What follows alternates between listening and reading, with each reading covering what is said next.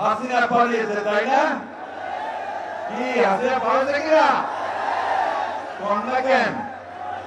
হাসিনা পলাইছে, কিন্তু তার প্রজাতরা এখন আছে। তারা এখনো ষড়যন্ত্র করছে বাংলাদেশে আবার তাদের রাজত্ব প্রতিষ্ঠা করবো না। পারবে নাকি বন্ধুগণ? আমাদের এই তরুণদের সামনে তারা টিকে থাকতে পারবে? তাদের ষড়যন্ত্র চক্রান্ত কি সফল হবে? হবে না বন্ধুগণ।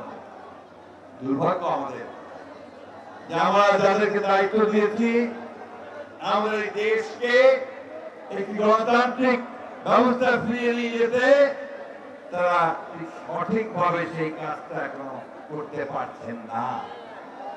ফলে মাঝে মাঝে বিভিন্ন রকম সমস্যার সৃষ্টি হচ্ছে।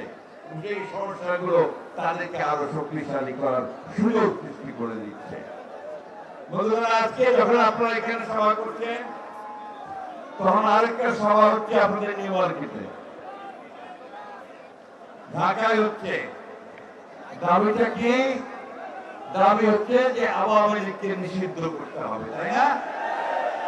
আমরা এই মাঠে যারা আছি তারা সবাই শুধু নয় বন্ধুগণ, আমরা বাংলাদেশের 18 কোটি মানুষ এই আওয়ামী লীগকে দেখতে চাই না।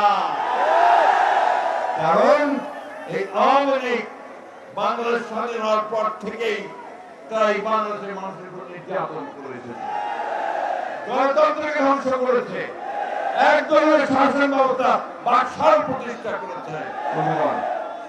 ওই আমাদের ভাইরা ছবি তুলছেন, টেলিভিশন দেখাচ্ছেন, তাই না?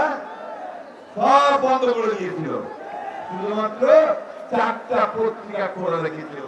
সাংবাদিকদের স্বাধীনতা ছিল না।